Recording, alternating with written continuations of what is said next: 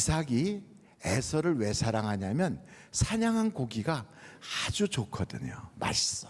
그리고 또 자기가 보기에는 남자다워. 그래서 에서를 사랑하고, 그 부인 리브가는 야곱을 사랑해. 왜냐하면 어머니를 옆에서 살살 도와주거든. 그래서 그 야곱이를 사랑했다는 거죠. 근데 이 집안은 어떤 일이 있냐면 방음이 잘 안 돼요. 뭐가 잘 안 된다고요? 그래서 여기서 이렇게 얘기하면 다른 방에 있는 사람도 다 들어. 그래갖고 아버지가 이삭이 에서를 불러놓고, 에서야, 이제 나는 눈도 어둡고 나이도 많아서 내가 언제 죽을지 모르니까 가서 너가 사냥한 고기를 가져와서 별미를 만들면 내가 너에게 마음껏 축복해 줄게. 그 얘기를 듣고 에서가 막 쏜살같이 나갔어요. 그거를 방음이 잘 된다고 그랬어요? 안 된다고 그랬어요? 안 되니까 누가 들었을까요? 리브가가 들었어요, 부인이. 그래서 리브가는 자기가 사랑하는 아들 야곱이를, 야곱아, 아버지가 이렇게 저렇게 말씀하셨다. 그러니 너 가서 빨리 양 한 마리 잡아가지고 와라. 그랬더니 야곱이가, 아이고, 형하고 나는 생김새도 다르고 내가 괜히 그거 해가지고 아버지한테 복 받겠다고 기도받으러 들어갔다가 저주나 받을까 그러는데 걱정돼요. 아니야, 그런 건 다 큰 나한테 맡기고 너는 가서 양만 잡아와. 그래가지고 양을 잡아가지고 그 아버지한테 갔더니 아버지가 축복 기도를 해줬다. 그러니까 에서와 이삭 사이에 누가 끼어 들어갔어요? 지금 정신이 하나도 없어요. 야곱이가 싹 끼어 들어갔죠. 이렇게 사이에 끼어 들어가는 걸 새치기라고 그러거든. 축복을 새치기 당한 거예요. 여러분 한번 보세요. 이렇게 새치기를 당한 에서는 돌아와 가지고 왜 나에게 줄 복은 없습니까 하고 막 아버지한테 통사정할 때, 아버지가 그에게 축복해 줄 게 없어서 그냥 너는 칼이나 의지하고 살고 너희 집안에서 동생이나 섬겨라 이렇게 축복해 주니까 뿔딱지가 나가지고, 그래가지고 어떻게 이거를 해결하나 하는 궁리를 하게 되는 거지요. 근데 여러분, 이 집엔 뭐가 안 된다고 그랬어요? 아까 말씀했잖아요. 뭐가 안 된다고요?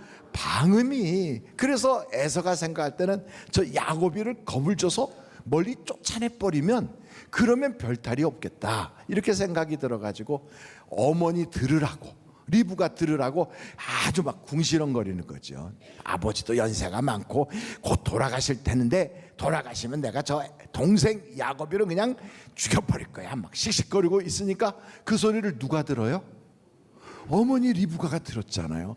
큰일 났네, 잘못하던 아들을 잃어버리겠네. 그래갖고 야곱이를 불러. 야곱아, 네 형이 엄청 화가 났나 봐. 그러니까 너 내가 부를 때까지 너 외갓집에 가서 거기서 있다가 와라.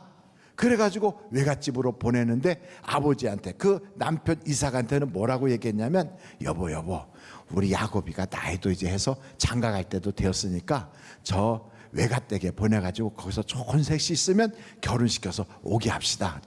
당신 좋을 대로 해요. 그래가지고 야곱이를 보낸단 말이죠. 야곱이가 떠나고 나니까 에서가 기분이 좋아요, 안 좋아요?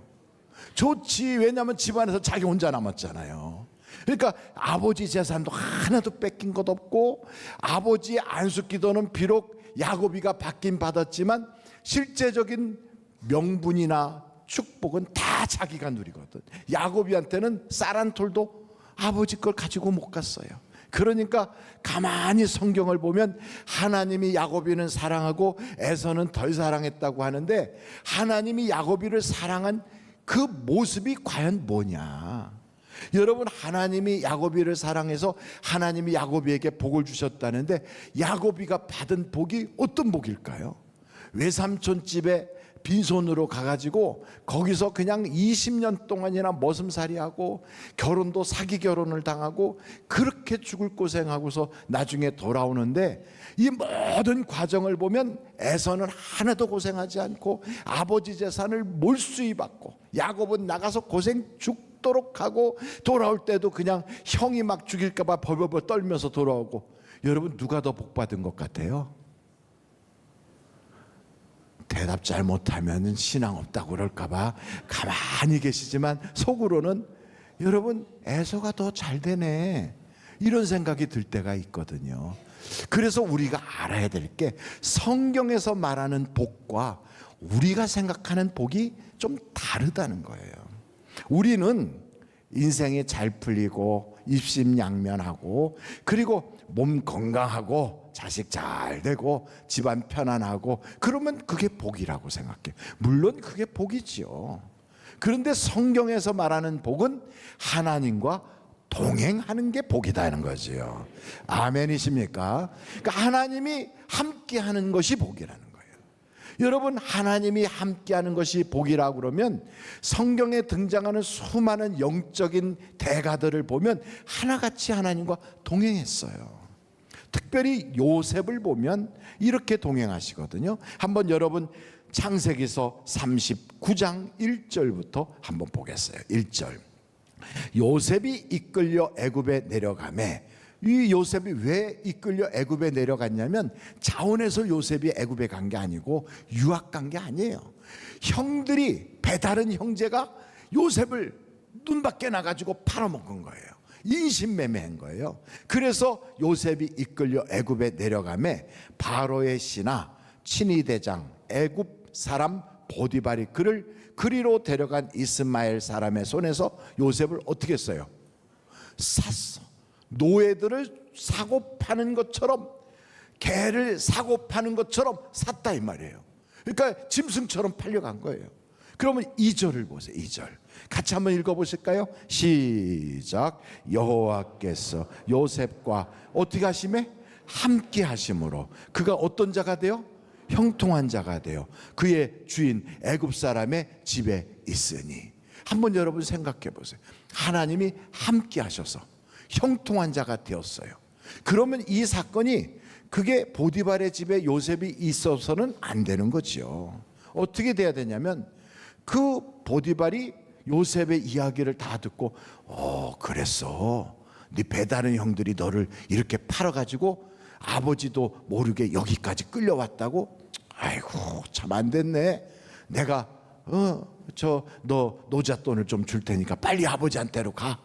그래가지고 하나님이 함께 하시니 그가 형통하여 아버지 집으로 돌아갔더라. 이렇게 돼야 이게 복받은 거 아니겠어요?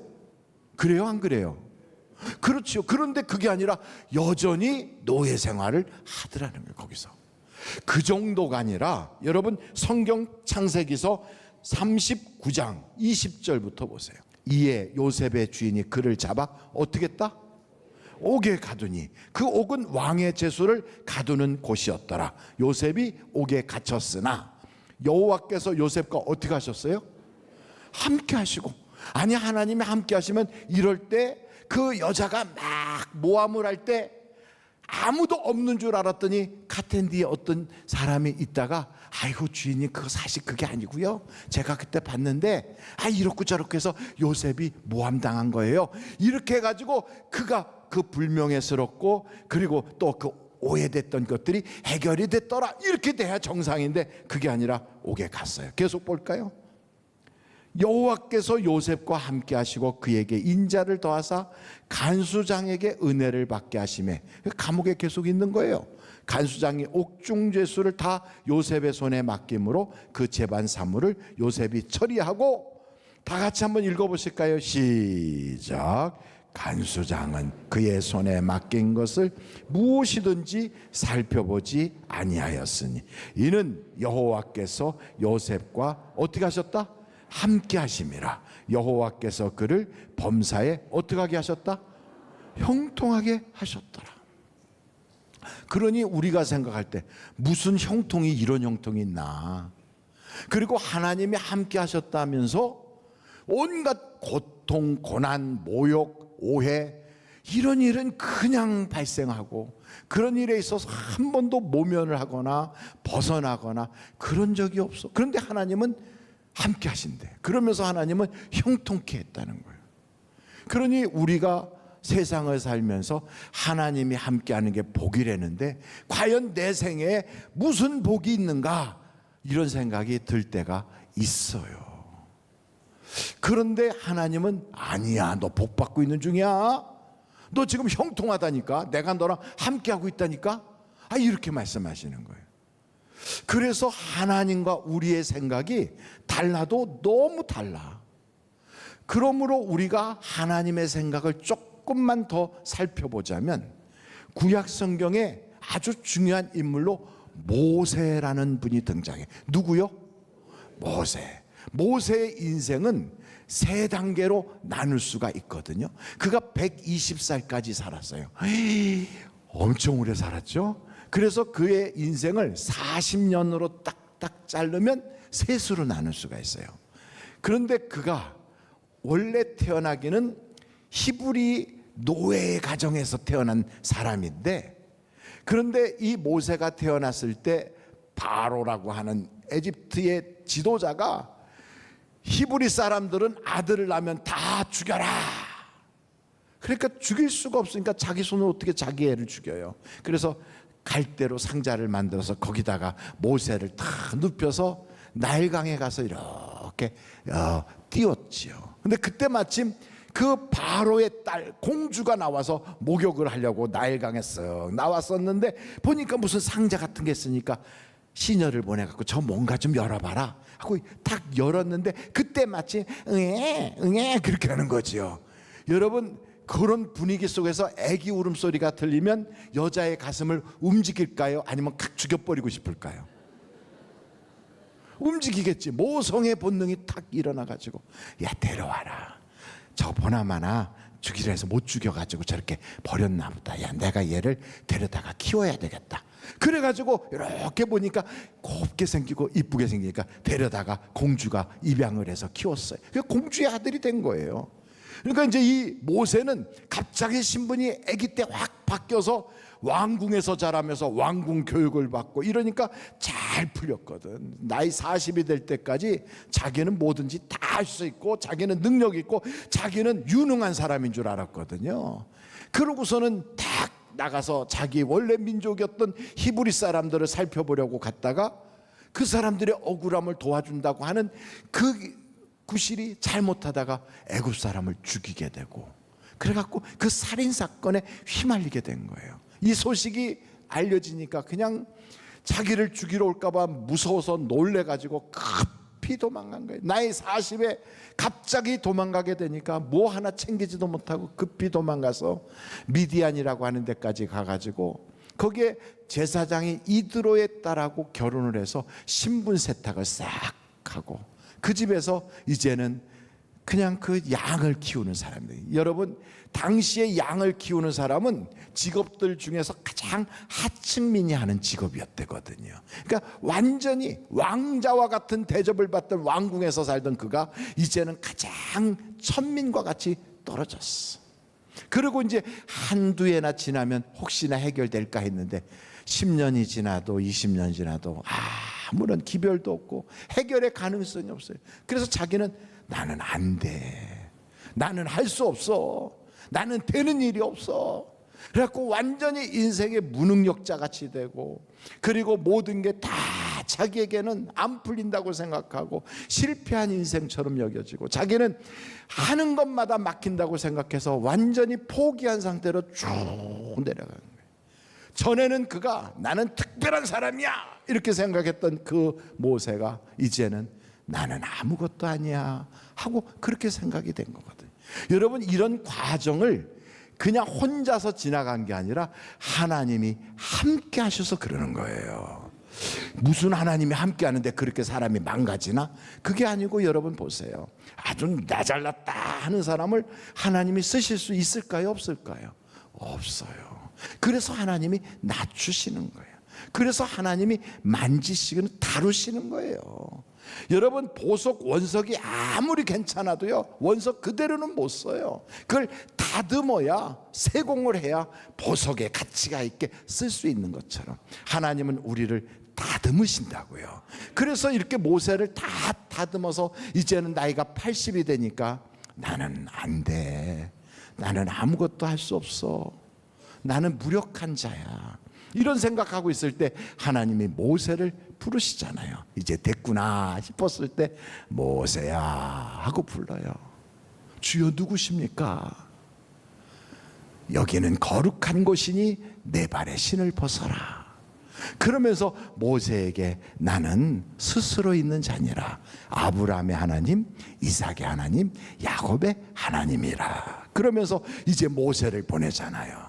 그렇게 양 뒷공지나 따라다녔던 모세가 하나님 손에 딱 붙잡히니까 손만 들으면 하늘에서 우박이 쏟아지고, 그가 가지고 있는 지팡이를 던지면 그 지팡이가 기적을 일으키고, 반석을 치면 샘물이 터져 나오고, 여러분 위대한 사람으로 확 달라지는 거예요.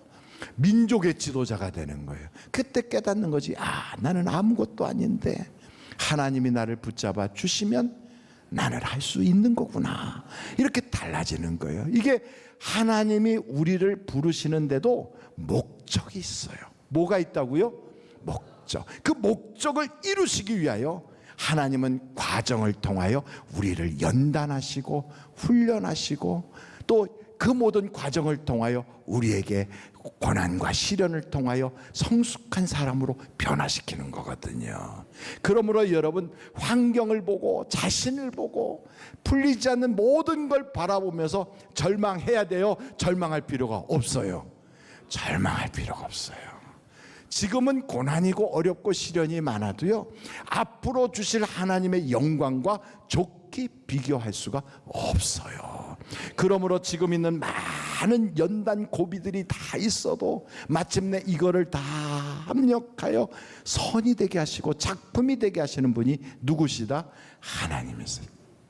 그래서 요셉을 봐도 그래요. 요셉 그렇게 고생하고 감옥살이하고 또 모함도 받고 그 억울한 일을 다 겪었는데도 나중에 글쎄 자기가 국무총리가 되는 기적 같은 일이 벌어졌어요. 바로가 꿈을 꿨는데 그 꿈을 해석해 줄 사람이 없는데 이 요셉이 해석을 해줘서 그냥 그 애굽의 국무총리가 됐고요. 이건 아주 뭐 정말 있을 수 없는 일이 벌어진 거예요. 그러는 차에 가뭄이 오니까 글쎄 왼수는 어디서 만나요? 바로 자기를 팔아먹은 형들이 쭉 와가지고 한 푼 줍시오 하고 온 거예요. 도와달라고, 쌀 좀 달라고, 먹을 것 좀 달라고. 이야, 너 잘 만났다 요놈아. 내가 너 때문에 얼마나 고생했는 줄 알아? 하고 확 주리를 틀 것 같은데 그때 요셉이 깨달은 거예요. 하나님이 나를 이렇게 보내신 것은 형들이 나를 팔아서 온 게 아니었구나. 하나님이 나를 통하여 애굽을 구원하고 우리 형들과 모든 가족들 피부치를 구원하시려고 하나님이 나를 먼저 보내셨구나. 이걸 알게 된 거예요. 그래서 여러분, 우리의 인생의 그 고비고비를 쫙 지나갈 때 하나님이 이렇게 보시면 그래 잘하고 있어. 그래 그 과정을 다 밟고 나면 마침내 목적을 이룰 수 있는 능력 있는 사람으로 내가 세울 수 있어. 그러면서 보시면서 형통한 자가 되었구나 이렇게 말하는 거예요. 우리가 말하는 형통은 모든 것이 다 풀려나가는 만사 형통이지만 하나님이 보시는 형통은 하나님의 뜻대로 성숙해 가기 위하여 과정을 밟아가는 것이 형통이다 이 말이지. 그래서 여러분, 그 고비고비가 어려움을 당할 때마다 우리는 나만 보면 실망하고 환경 보면 절망하고 여건을 보면 소망이 없으니까 주저앉고 싶거든요. 그래서 그때 뭐가 필요하냐면 우리의 영적인 눈이 열려져야 돼요. 여러분, 성경에 보니까 엘리사라고 하는 사람이 있어요. 누구요? 엘리사. 이분은요 여기 앉아서도요 천리밖을 봐요. 하나님이 그런 영적인 해안을 주셨어요. 그걸 옛날에 어떤 분은 투시의 은사라고 그러더라고요. 딱 앉아서 마치 이렇게 딱 뭔가를 투시해서 보는 것처럼, 엑스레이가 우리의 몸을 딱 투시하는 것처럼 사람을 봐도 그렇고 어떤 환경을 봐도 뭔가를 보면 쫙 다 보이는 거예요. 그래서 아람 나라가 어떤 식으로 움직여지는지 그걸 다 아는 거예요. 이스라엘 왕한테 이렇게 가지 마세요. 거기 아람 군대가 기다리고 매복하고 있어요. 그래갖고 번번이 아람 군인들이 실망하고 또 실패하고 그리고 헛수고하게 되거든요. 그러니까 아람 왕이 화가 난 거예요. 이거 어떻게 돼서 그래? 우리 사이에 누가 여기에 스파이가 들어와 있나? 그랬더니 아니 그렇지 않습니다. 이 모든 것은 엘리사가 다 하나님이 알려주시는 그것을 통하여 이스라엘 왕에게 말하니까 우리가 자꾸 실패하는 겁니다. 그렇게 얘기하니까 그래 그렇다면 엘리사를 잡아와야 되겠구만. 그래가지고 사람을 보내게 되는데, 한번 여러분 열왕기하 6장 13절부터 한번 보겠어요. 왕이 이르되 너희는 가서 엘리사가 어디 있나 보라. 내가 사람을 보내어 그를 잡으리라. 왕에게 아뢰어 이르되 보라, 그가 도단에 있도다 하나이다. 그랬더니 왕이 이에 말과 병거와 많은 군사를 보내며 그들이 밤에 가서 그 성읍을 에워쌌더라. 이 성읍을 쫙 포위한 거예요. 하나님의 사람의 사환이 아침 일찍 일어나서 나가보니 군사와 말과 병거와 성읍을 에워쌌는지라. 그의 사환이 엘리사에게 말하되 내 주여, 우리가 어찌하리까 하니 이제 죽었다. 우리 틀림없이 이건 꼼짝 못하게 잡혔구나. 이렇게 말하는데 엘리사가 뭐라고 하는지 우리 한번 같이 읽어보실까요? 그 다음 절에 다 같이 시작. 대답하되 뭐 하지 말라? 두려워하지 말라. 우리와 함께한 자가 그들과 함께한 자보다 많으니라 하고 기도하여 이르되 여호와여, 원하건대 그의 눈을 열어서 보게 하옵소서 하니 여호와께서 그 청년의 눈을 여심해 그가 보니 불말과 불병거가 산에 가득하여 엘리사를 둘렀더라. 그러니까 여러분, 두려워하지 마세요. 고비가 있고 고난이 있고 역경이 있어도 성경은 말합니다. 절대 예수 안에 있는 자는 망하지 않아요. 망하지 않아요. 하나님이 약속하셨어요. 천국 가는 그날까지, 세상 끝날까지 하나님이 우리와 함께 하신다. 그래서 우리는요 이미 복받은 자예요. 하나님이 함께하는 자들이에요. 함께한다고 무슨 모든 게 다 막 좋은 일만 있고 걱정 근심 없고, 그리고서 뭐 우리에게는 아무런 어떤 세상에 어떤 어려운 일도 안 생기고, 그건 아니에요. 연단도 있고 시련도 있고 막 있어도 그 모든 과정을 하나님이 다 알고 계세요. 지켜보고 계세요. 그 과정을 통하여 우리가 성숙해지고, 우리가 더 믿음의 사람이 되고, 우리가 하나님을 딱 붙잡고 의지하는 자가 되고, 교만하지 않고 겸손해지면 하나님이 마침내 됐어 할 때 우리에게는 지난 세월의 고난하고는 좋게 비교할 수 없는 하나님의 영광이 우리에게 쏟아지게 돼 있어요. 여러분, 솔로몬이라는 인물을 한번 말씀드리고 오늘 예배를 마치려고 하는데, 솔로몬은 다윗의 아들이에요. 그리고 여러분이 잘 아는 것처럼 솔로몬은 하나님의 성전까지 건축한 사람이에요. 기본이라고 하는 곳에 가서 1000번제를 드려가지고 누구보다도 하나님이 지혜를 주셔서 이 전보다 이 후보다 이런 사람이 없을 만큼 크게 복을 받은 사람이에요. 그런데 솔로몬이 이게 보통 문제가 아니에요. 이렇게 하나님이 챙겨주시고 복을 주시고 은혜를 주셨는데도 솔로몬은요 하나님의 말씀을 지키질 않아요. 지키질 않아. 오늘 여러분 요한계시록 1장 3절에 보면 세 번째 어떤 자가 복이 있다고 그랬어요? 다시 한번 요한계시록 1장 3절이에요.